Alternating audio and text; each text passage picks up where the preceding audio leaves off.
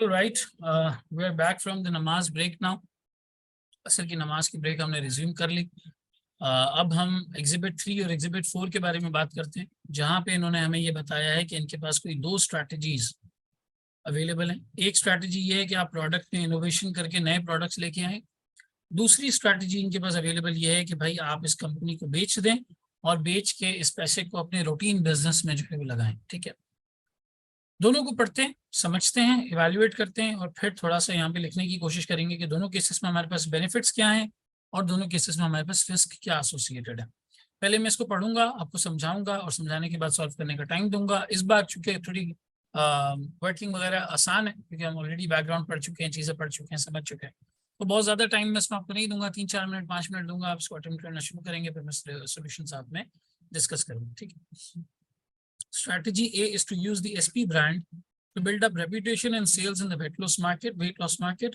SP has a significant market share in the UK market for meal replacement products, although it is less well known in the rest of Europe and has virtually no sales in the USA. Proposals over the 3 to 5 years from 1st April 2016 include phasing out the meal replacement products gradually in order to develop a range of low-calorie ready meals and promote them using SPs and Page's existing sales channels. थोड़ा सा इसको detail में समझिएगा, यहाँ पे क्या कह रहे हैं। ये कह रहे हैं कि देखिए मील रिप्लेसमेंट प्रोडक्ट्स यूके में तो अच्छे बेच रहे हैं हम, लेकिन हमारे प्रॉफिट्स गिरे हैं जब से हम स्टार्ट हुए हैं, उसके बाद से प्रॉफिट्स हमारे नीचे आए, लेकिन बहरहाल फिर भी एक मुनासिब सेल्स हमारी यूके के अंदर है। यूएस के अंदर तो इसकी सेल्स हैं भी नहीं और बाकी यूरोप के अंदर थोड़ी बहुत हैं। पहले उन्होंने कहा था जी थोड़ी बहुत ग्रोइंग मार्केट है, लेकिन बस वेल नोन है, यूरोप के अंदर भी लेस वेल नोन है। अब इनके पास प्रपोजल में पहली चीज ये है कि ये मील रिप्लेसमेंट के जो प्रोडक्ट्स हैं इससे ग्रेजुअली फेज आउट कर जाएं in order to develop range of low calorie ready meals and promote them using SPs and pages existing sales channels. यानी जो एग्जिस्टिंग डिस्ट्रीब्यूटर्स हैं, जो एग्जिस्टिंग कंपनीज हैं जिनके साथ आप ऑलरेडी काम कर रहे हैं, उन कंपनीज के साथ, उन डिस्ट्रीब्यूटर्स के साथ, उन रिटेलर्स के साथ आप टाई अप करें और टाई अप करके जो लो कैलोरी रेडी मील्स हैं उन रेडी मील्स को यहाँ पे जो है इंट्रोड्यूस करवाएं। सो प्रपोजल क्या है कि आप इनोवेटिव प्रोडक्ट में कहाँ जाएंगे, आप लो कैलोरी रेडी मील पे जाएंगे। यानी आप मील को रिप्लेस नहीं कर रहे, आप ये नहीं कह रहे कि खाने की जगह ये खाओ, आप कह रहे हैं खाना ही खाओ लेकिन लो कैलोरी रेडी मील खाओ। ठीक है। Establishing a brand, a range of web-based paid-for advisory services producing tailored dietary advice for individuals. ये जो वर्टिकल ये लेकर आए इस सेगमेंट से लेके आए वेट मैनेजमेंट सर्विसेज वाले सेगमेंट से, जिसमें हमने कहा था कि जी कंसल्टेशन सर्विसेज वगैरह इंक्लूडेड है। तो ये कह रहे हैं जहां हम प्रोडक्ट्स बेचें वहां अपने पेशेंट्स को कंसल्टिंग भी हम दें, उन्हें बताएं कि जी क्या मसले उनके साथ हैं और क्या उसका सोल्यूशन है। वेब बेस्ड होगा, पेड फॉर होगा, यानी ये सर थोड़ा सा ऑफलाइन चैनल के थ्रू सेल्स आएंगी, ये आएगी ऑनलाइन चैनल्स के। ऑनलाइन कंसल्टेशन की यहाँ पे जो है वो बात हो रही है। ठीक है। Investing in existing chains of gyms and health facilities, इसके अलावा ये कुछ जिम्स और हेल्थ फैसिलिटीज के अंदर भी इन्वेस्ट करना चाह रहे हैं इसी कंपनी के through. And establishing new markets in developing countries, यानी कि एशिया टाइप की मार्केट्स के अंदर ये कुछ नया करने की कोशिश भी जो है वो कर रहे हैं।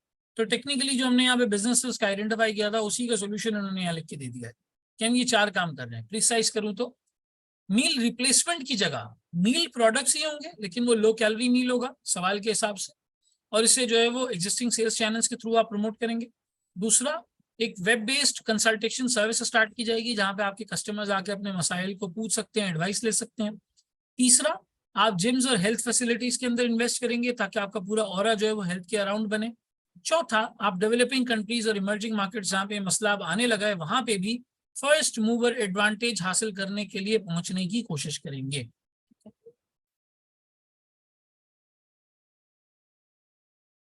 फर्स्ट मूवर एडवांटेज हासिल करने के लिए आप वहां पर भी कोशिश। वैसे पर्सनली फर्स्ट मूवर एडवांटेज कोई चीज नहीं होती, असल लॉन्ग टर्म थिंकिंग होती है कि आप कितना दूर का सोचते हैं, कितना अच्छा कंपनी को चलाते हैं। कंपनी बंद नहीं हो रही, ठीक है, कंपनी बंद नहीं हो रही, well and good, company survive करी है, कंपनी कमा रही है, चाहे फर्स्ट मूवर हो, फास्ट मूवर हो, लास्ट मूवर हो, मिडिल मूवर हो, कोई फर्क नहीं पड़ता।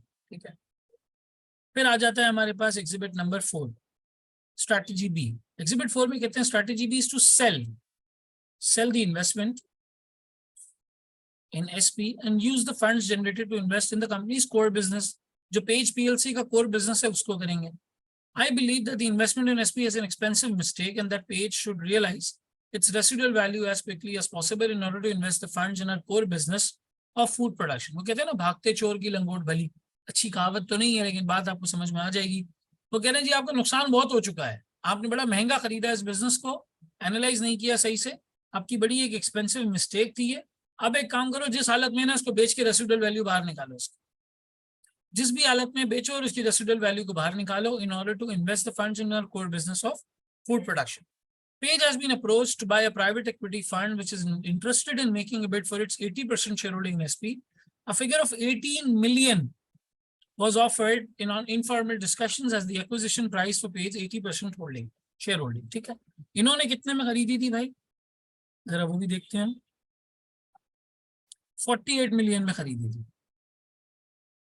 48 मिलियन में की हुई इन्वेस्टमेंट आज इतने साल बाद कितने में बिक रही है? 18 मिलियन में बिक रही है. The private equity fund has indicated to the Page board that it would only be willing to offer 2 million for Claudia's 20% shareholding in SP. The Page board believes that at this valuation, Claudia would prefer to retain her shareholding and her active involvement in SP. However, Claudia has not yet been informed of Page's possible disposal of its investment in SP. If Page adopts strategy B, the disposal of Page's investment in SP is expected to take place on 1st April 2016. ठीक है, अब ये सवाल जो MSA2 में मैंने करवाया था तो उसमें P&L बैलेंस शीट ये सब चीजें थी, वहां पे हमने वैल्यूएशन की थी, मल्टीपल्स निकाले थे, asset based, cash flow based, ये सब चीजें की थी. क्योंकि मैं BFD भी पढ़ाता हूँ तो ये उसके लिए ज्यादा बेहतर कैलकुलेशन होगी. SPM के लिए मैंने पार्ट सारा निकाल दिया. सिंपल आप SPM के लिए ये कह सकते हैं कि जी 18 मिलियन का नंबर कंपनी को मिल जाएगा और ये 18 मिलियन कंपनी इन्वेस्ट कर सकती है अपने एग्जिस्टिंग बिजनेसेस के अंदर. मुझे जहां तक याद पड़ता है जब ये सवाल मैंने MSA2 में करवाया था तो कोई 15% का रिटर्न ऑन कैपिटल एम्प्लॉयड बन रहा था अगर ये पेज में इन्वेस्ट करते हैं. तो वही चीज 18 मिलियन के ऊपर आप 15% लगाओ, करीब करीब कोई 2.7 मिलियन सालाना रेवेन्यू प्रॉफिटेबिलिटी ये बना सकते हैं अगर ये बेसिकली क्या करें यहाँ पर जो है वो इसको अपने एक और बिजनेस के अंदर इन्वेस्ट करें. ठीक है, तो ये इनके पास दो अल्टरनेटिव्स. अब हमने ये सोचना है रिक्वायरमेंट के अंदर, हमें ये कहा जा रहा है रिक्वायरमेंट के अंदर बहुत ज्यादा एक्सटेंसिव हमने नहीं लिखना क्योंकि नंबर्स का काम हमारा नहीं है. हमने इवेल्युएट करना है स्ट्रैटेजी ए को, स्ट्रैटेजी बी को, दोनों के बेनिफिट्स और रिस्क बताने. क्या फायदा लगता है इस चीज के अंदर, क्या नुकसान लगते हैं, कहाँ लगता है कि कंपनी जो है वो बेहतर डिसीजन लेगी, क्या इसको बेच दिया जाए या इसको चलाया जाए इनोवेटिव प्रोडक्ट्स के साथ और टर्न अराउंड, इसको टर्न अराउंड कहते हैं, टर्न अराउंड करके प्रॉफिटेबिलिटी को बढ़ाने की कोशिश की जाए. What could be a better strategy. ठीक है, ये मैंने आपको दोनों यहाँ पे एक्सप्लेन किए. ठीक है, अब आप इस पार्ट को अटेम्प्ट करें. गिविंग यू 5 मिनट्स, लिखना स्टार्ट करें, फिर मैं आपके साथ साथ इसको शुरू करता हूँ. जी भाई, कोई बताना चाहेगा उन्हें कौन सा प्रपोजल जो है वो अच्छा लग रहा है? स्ट्रैटेजी ए बेहतर लग रही है या स्ट्रैटेजी बी बेहतर लग रही है? क्या कहना चाहते हैं आप? यहाँ किसी ने लिखा था सर ये तो पूरी एंड्स ऑफ मैट्रिक्स वाली बात हो रही है. 3-4 चीजें बता दी ना इन्होंने, gym, health facilities, developing countries में market, web based advisory services, low calorie ready meals. A बेहतर है, ए प्रेफरेबल है. ठीक है, ए के साथ कोई रिस्क नहीं है.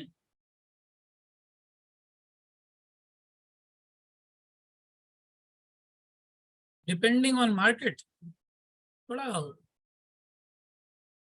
जनरल पॉइंट है. डिपेंडिंग ऑन मार्केट, रिस्क तो दोनों के साथ है सर. अच्छा, दोनों में से लेस रिस्की कौन सा है? लेस रिस्की कौन सा है दोनों में से? सादिया कहती है हाँ सर रिस्क भी है, both carrying risk. Less risky B है. There is already in demand, global issues there.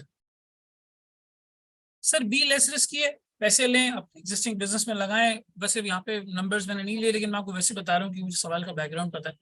15% ROCE बनेगा, उसके ऊपर रिटर्न ऑन कैपिटल एम्प्लॉयड बनेगा नहीं, रिटर्न बन जाएगा. 15% आप रिटर्न कमाते हुए इस बिजनेस को जो है चलाते रहें. ये एक अप्रोच है सोचने की, लेस रिस्की अप्रोच है. कोई इतनी ज्यादा परेशानी वाली इसमें बात नहीं है. लिंक सर लॉस भी तो होगा ना बी की वजह से? हाँ वो तो होगा, 30 मिलियन की इन्वेस्टमेंट आपकी ज़ाया हो जाएगी. 48 मिलियन दिए थे आपने. रेसिडुअल वैल्यू में आप इस मशीन को बेचोगे. एक मशीन आपने ली जो आपसे चली नहीं, सिंपल वर्ड्स में, आसान अल्फाज में, एक मशीन आपने ली जो आपसे नहीं चली, अब वो आपको खर्चा बहुत दे रही है, तब आप उससे बाहर निकलना चाह रहे हैं. सर ए का सबसे बड़ा रिस्क है कि अगर हम, एक मिनट सर, आकिब कहते हैं सर ए का सबसे बड़ा रिस्क है कि अगर हम इस तरह इनोवेट नहीं कर पाए तो a need further investment injection of capital to achieve the missions, opportunity cost both cases. मुझे ये बताओ, ए में जो काम लिखे हुए हैं सारे, इन कामों का एक्सपीरियंस है पेज को, या ये जो एसपी है इनको इनको एक्सपीरियंस है इन कामों का? What do you think? ये वेब बेस्ड एडवाइजरी सर्विसेज चलाना, जिम और हेल्थ फैसिलिटीज के अंदर इन्वेस्ट करना, डेवलपिंग मार्केट्स के अंदर एंटर होना, चलो ठीक है एक जगह पे इन्होंने किया है तो हो सकता है डेवलपिंग मार्केट में अच्छा परफॉर्म करें, बाकी चीजों का एक्सपीरियंस है? नहीं है एक्सपीरियंस। और मुझे बताओ, ये एक वक्त में बहुत बड़ा एम्बिशन नहीं है कि हम बहुत सारे काम कर लेंगे, जैसे आप लोग करते हैं ना लीव्स के पहले दिन, 7 दिन में ये कर लूंगा, 10 दिन में ये कर लूंगा, 15 दिन में ये कर लूंगा, 20वें दिन चांद पे होगा, 25वें दिन पेपर पास होगा, 30वें दिन सीए क्वालिफाई होगा। ये जो टारगेट सेटिंग हमारी होती है बिल्कुल अनरियलिस्टिक सी, वैसी टारगेट सेटिंग नहीं लग रही है आपको यहाँ पे?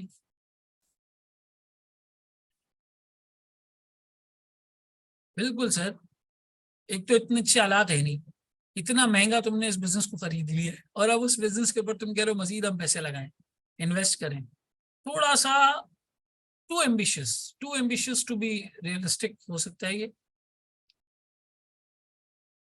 चलो रिसेशन का तो सही है, एशियन मार्केट्स में तो नहीं है ना recession. Good go one by one, Maria Hamid Bhatt कहती हैं then it should go one by one. Nausheen कहती हैं इन्वेस्टमेंट इन यूएसए मार्केट। नहीं, यूएसए मार्केट में मील रिप्लेसमेंट तो नहीं चल रहा ना, मील रिप्लेसमेंट तो है ही नहीं वहां पे। यूरोप में थोड़ा बहुत है, यूके में अच्छी मार्केट है, मील रिप्लेसमेंट तो है ही नहीं, सीन ही नहीं है यूएस के अंदर। ए में कॉस्ट भी हाई हो गई as per prims analysis where invest intensify is high, ROI is less. ठीक है, इन्वेस्टमेंट की इंटेंसिटी ज्यादा, आरओआई कम है, जो मैं समझ पा रहा हूँ हसनैन तुम्हारी बात से। तो अब आए जरा इन पॉइंटर्स को हम यहाँ पे एनालाइज करते हैं। स्ट्रैटेजी ए की बात करते हैं पहले।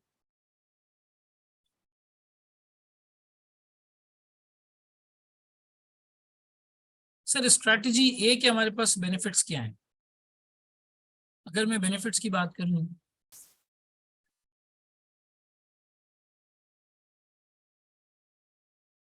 अच्छा आई कैप में अगर ये रिक्वायरमेंट होती तो ये टिपिकली 7-8 नंबर के लिए होती। तो आप 3 बेनिफिट्स 3 प्लस 3 बेनिफिट्स 3 प्लस दोनों जगह पे 3-3 पॉइंट्स लिख दें तो टोटल आपके 6 और 6 12 पॉइंट्स हो जाएंगे स्ट्रैटेजी ए और बी के लिए से। तो हम यहाँ पे सबसे पहले बेनिफिट्स की बात करते हैं।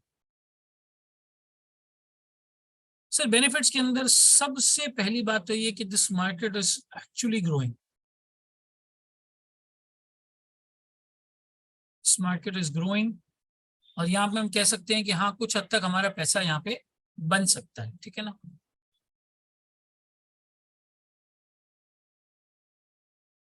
Diversification into new and innovative products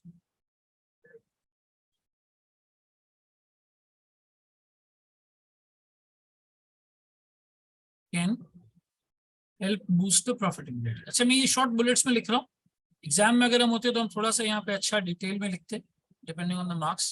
ठीक है, मैं छोटे छोटे पॉइंटर्स करके आपको यहाँ पे समझा रहा हूँ। दूसरी बात ये है कि सर आपके एग्जिस्टिंग सेल्स चैनल्स भी हैं, existing sales channels can be leverage. Already page का यूएस में जो है नेटवर्क बना हुआ है, कैन बी लेवरेज्ड, है ना, लेस एफर्ट। यहाँ पे आपको बहुत कम काम करना पड़ेगा, एग्जिस्टिंग सेल्स चैनल्स आपके लेवरेज हुए हुए, आप पेनिट्रेट कर सकते हैं, सारी चीजें हैं अपनी जगह पे, जो है वो बात समझ में आती है बेनिफिट्स के परस्पेक्टिव से, ठीक है ना। आप अपने एग्जिस्टिंग सेल्स चैनल्स को यूज कर सकते हैं, आप इस ग्रोइंग बढ़ती हुई मार्केट से, इस पोटेंशियल मार्केट के अंदर ओवरऑल लेवल पे जो है वो आगे बढ़ सकते हैं। और पेज के परस्पेक्टिव से भी, from the perspective of Page PLC, it would be a good यानी कह लो कि opportunity for diversification as well.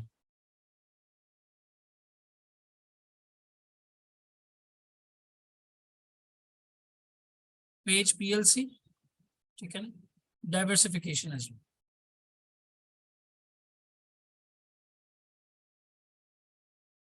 अब मुझे एक बात बताओ, प्रोसेस्ड फूड की मार्केट के साथ, प्रोसेस्ड फूड की मार्केट के साथ डाइट फूड या डाइट रिलेटेड प्रोडक्ट्स में एंटर होना नेगेटिव कोरिलेशन है या पॉजिटिव कोरिलेशन है? बताओ। हाँ जी, नेगेटिव कोरिलेशन है या पॉजिटिव कोरिलेशन है? सर नेगेटिव है, अगर कोई प्रोसेस फूड नहीं खा रहा तो वो डाइट फूड पे होगा, और अगर वो डाइट फूड पे नहीं है तो वो प्रोसेस फूड पे होगा। भूखा तो रहेगा नहीं, दो में से कोई एक चीज तो चल ही रही होगी। जो खाने पीने के शौकीन होंगे, हेल्थ कॉन्शियस नहीं होंगे, वो प्रोसेस फूड खरीद रहे होंगे। जो हेल्थ कॉन्शियस होंगे और खाने पीने से दूर रखना चाहते होंगे प्रोसेस फूड से, वो इस तरह के उसमें होंगे। एक अच्छी बात यहाँ पे ये है कि भाई आपके लिए डाइवर्सिफिकेशन हो सकती है, as both businesses are negatively correlated.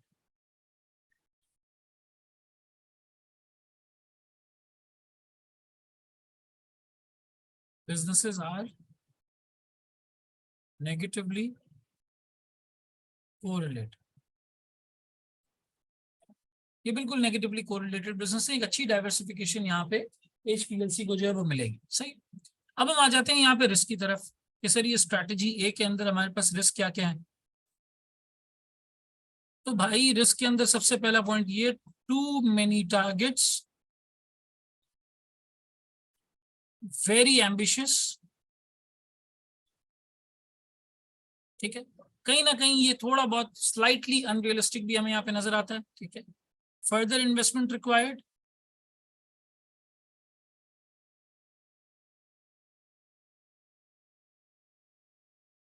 On top of 48 million, जो ऑलरेडी बहुत हाई वैल्यूएशन है। ऑलरेडी आप एक बहुत हाई वैल्यूएशन पे एक गधा खरीद चुके हैं, अब उस गधे पे और पैसे लगा रहे हैं। और दूसरा, no experience in advisory, gym, health facilities वगैरह, lack experience in all of these new ambitions। जितने ambitions आपने यहाँ पे सोचे हैं ना भाई, ये बहुत ज्यादा समझ लो कि आपके पास इसके अंदर एक्सपीरियंस नहीं है। आपने जिम में, हेल्थ फैसिलिटीज में, डेवलपिंग मार्केट्स में अभी काम ही नहीं किया। अब यूएस में बैठा आदमी ना ऐसे सोचता है कि मैं दुनिया को अपने प्रोडक्ट बेच दूंगा। भाई यूएस का प्रोडक्ट पाकिस्तान के अंदर, इंडिया के अंदर क्या अफोर्ड किया जा सकेगा? हर कोई ले सकेगा? ठीक है, आईफोन का स्टोर वहां खुल गया, आईफोन की मैन्युफैक्चरिंग इंडिया में स्टार्ट हो गई, लेकिन अभी भी वहाँ ओप्पो, इस तरह के जो छोटे फोन है, छोटे फोन ज्यादा, ओप्पो वीवो टाइप के ये फोन ज्यादा चलते हैं। अफोर्डेबिलिटी ज्यादा है। 60% लोग पॉवर्टी लाइन के या तो करीब है या उसके नीचे हैं। जो पाकिस्तान का हाल है वही इंडिया का हाल है in terms of the economic situation of the people living over there. ठीक है, they're growing, their per capita income is higher than Pakistan, लेकिन अभी भी वहाँ पे पॉवर्टी बहुत ज्यादा है, गुर्बत बहुत ज्यादा है। ऐसा नहीं है कि वही फोन्स जो है वो परफॉर्म करना शुरू कर देंगे जो बिल्कुल हाई एंड क्लासी फोन्स के अंदर आते हैं। थोड़ा सा ये वाली चीज देखनी है कि आपको इमर्जिंग मार्केट का आइडिया नहीं है, आपने उसके अंदर काम नहीं किया, वहाँ का कंज्यूमर कैसे सोचता है, वहाँ का प्राइस पॉइंट क्या है, किस तरीके से आप बिजनेस करेंगे, ये सारे थोड़े समझने वाले मामला हैं, देखने वाले मामला हैं। कल्चरल डिफरेंसेस वगैरह भी हो सकते हैं ये सब। अब देखो जबरदस्ती इसमें डॉग और कैश कैश का और ये चीजें घुसाओ नहीं, प्रॉब्लम चाइल्ड वाली चीजें यहाँ पे बात करने की जरूरत ही नहीं है। सिंपल सिंपल चीज समझ आ रही है, बेनिफिट्स क्या है, रिस्क क्या है, सिंपल समझ में आ रहे हैं, आसानी से समझ में आ रहे हैं। ठीक है, फिर आ जाते हैं हम स्ट्रैटेजी बी के ऊपर। सर स्ट्रैटेजी बी में आप ये कह सकते हैं from the perspective of benefits,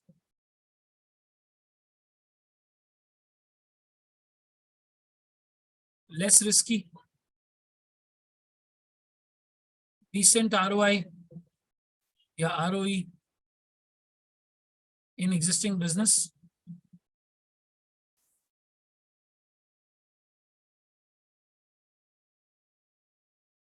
residual recovery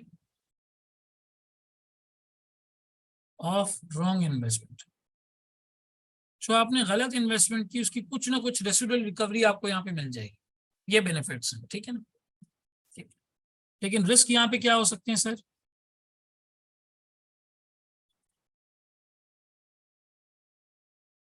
might lose out on the opportunity of this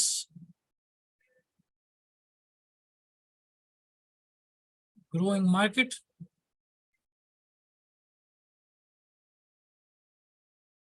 as well as failure to diversify in a negatively correlated business। Sir इस तरह से हम अपना रिस्क हेज कर सकते हैं, मैनेज कर सकते हैं।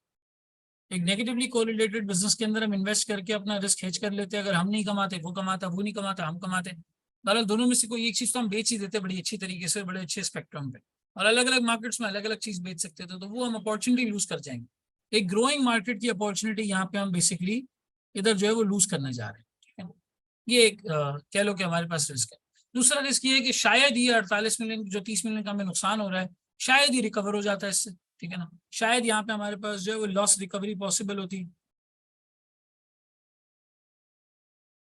माइट बी पॉसिबल, लेकिन वो भी हम यहाँ पे जल्दबाजी की वजह से अब नहीं कर पा रहे। हम यहाँ पे नहीं कर पा रहे तब हम इस मार्केट से एग्जिट करने के बारे में यहाँ पे जो है वो सीएफओ के मशवरे के हिसाब से एग्जिट करने के बारे में जो है वो सोचे। तो स्ट्रैटेजी ए हो स्ट्रैटेजी बी हो, दोनों की एक प्रॉपर छोटी सी एनालिसिस को हमने यहाँ पर देखा और समझने की जो है वो कोशिश की। तो यही 3 चीजें थी इस पार्ट के अंदर हमारे पास। ये था पहला पार्ट जो हमने यहाँ पे सॉल्व किया। इसमें हमने बड़ा इन डेप्थ एनालिसिस किया सारी चीजों का, मार्केट का, इन सब चीजों का। और ये था हमारे पास यहाँ पे पार्ट जिसका 2 और 3, स्ट्रैटेजी ए और स्ट्रैटेजी बी की वैल्यूएशन। एक्चुअली ये जो सवाल इतना बड़ा आपको नजर आ रहा है ना, 55 नंबर का सवाल है, लेकिन इसमें मेजोरिटी वर्किंग जो है कैलकुलेशंस की थी। MSc 2 में मैं ये सवाल करवा चुका हूँ और पूरा करवाया है मैंने वहाँ पे। तो इसमें जो मेजोरिटी कैलकुलेशंस थी वो मार्क्स होल्ड करती थी। जो ये डिस्क्रिप्टिव पार्ट हमने लिखा ये रिलेटिवली थोड़ा टू द पॉइंट था, और इसी तरीके से इस तरह से हमने इसको अटेम्प्ट किया यहाँ पे, ठीक है। तो SPM की प्रैक्टिस के लिए जो चीज रेलिवेंट थी वो मैंने करवाई है। अगर किसी को फुल फ्लेज MSc 2 पे जाने के बाद इंशाल्लाह ये क्वेश्चन करना हो तो वो अपनी प्रैक्टिस को MSc 2 के लेवल पे जो है वो कर सकते हैं। और आप इंशाल्लाह मुझसे ये अगर पढ़ेंगे तो ये मैंने करवाया वैसा सवाल जरूर जाएगा। दोनों में से कौन सी स्ट्रैटेजी ऑप्ट करेगा? भाई देखो, तुमने दोनों बता दिया, बोर्ड की मर्जी है। अगर बोर्ड जो है वो लेस रिस्की अप्रोच से जाना चाहता है तो स्ट्रैटेजी बी पे जाए। अगर बोर्ड जो है वो रिस्क लेना चाहता है और एक एक्सपीरियंस कम होने के बाद भी हिम्मत करना चाहता है एक नई मार्केट में ऑपरेट करने के लिए, तो वो स्ट्रैटेजी ए पे जाए। It depends on the risk appetite of the board of directors which option do they want to opt, ठीक है। तो यहाँ पे आप कंक्लूजन देख सकते हो।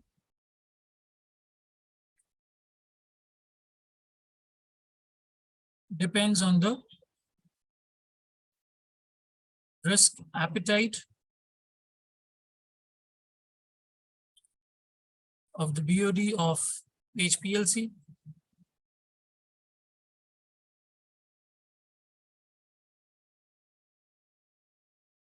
If they take risk, strategy A.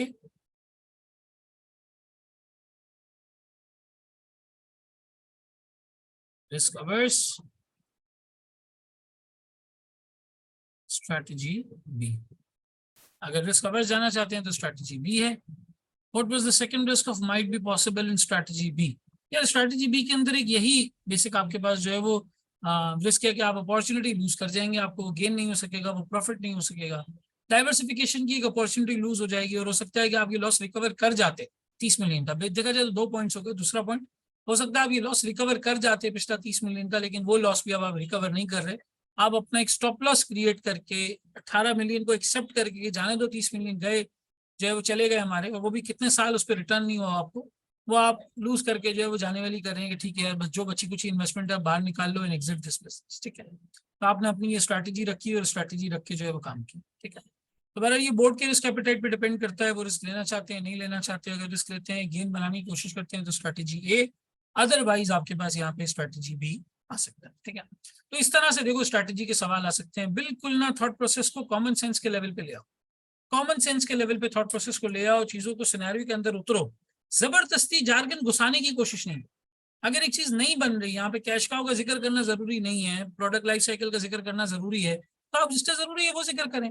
Sense क्या चीज वहां पे बना रही, वो जितना ज्यादा सवाल सॉल्व किए होंगे, जितना सोचा होगा, जितना इन डेप्थ अंडरस्टैंडिंग की होगी, उतनी अच्छी बात है। अगर कोई अभी ये समझता है कि भाई SPM का नाम बुक रीड करना है, तो वो इस सवाल को बुक रीड करके सॉल्व करके दिखा दे। और अगर कोई ये समझता है कि अंडरस्टैंडिंग है, तो फिर आपको अच्छे से पढ़ के चीजों को समराइज करके येलो स्टिकी नोट्स के ऊपर चीजें छोटी छोटी समरी फॉर्म में लिख के और समरीज को बार बार बार याद दहानी करके आप अगर सवाल को सॉल्व करें तो वो एक बड़ा इम्पैक्ट और एक बड़ा नोशन आपके लिए यहाँ पे जो है वो क्रिएट कर सकते हैं। This was one of the examples किस तरह से स्ट्रैटेजी का सवाल जो है वो आ सकता है। थोड़ा हमने यहाँ पे स्ट्रैटेजी देखा, थोड़ा हमने यहाँ रिस्क मैनेजमेंट देखा, risk appetite, risk avoidance, risk acceptance, थोड़ा बहुत टारा फ्रेमवर्क का मैंने आपको इसके अंदर रिविजन भी थोड़ा बहुत जो है वो बताया, ठीक है। हाई लेवल हमने चीजें की हैं, ज़ाहिर वर्कशॉप में जितना टाइम अवेलेबल होता है उस हिसाब से यहाँ पे हमारे ये क्वेश्चन जो है वो मुकम्मल हो जाता है। अब अगले क्वेश्चन में हम बिजनेस ऑपरेशंस, प्रोक्योरमेंट और इस तरह की चीजें, वहाँ पे एथिक्स वगैरह ये चीजें जो है वो डिस्कस करते हैं। उसके ऊपर भी इंशाल्लाह ताला हमारा पूरा एक मुकम्मल सवाल है, तो आए वो सवाल जो है वो अब सॉल्व करते हैं, ठीक है।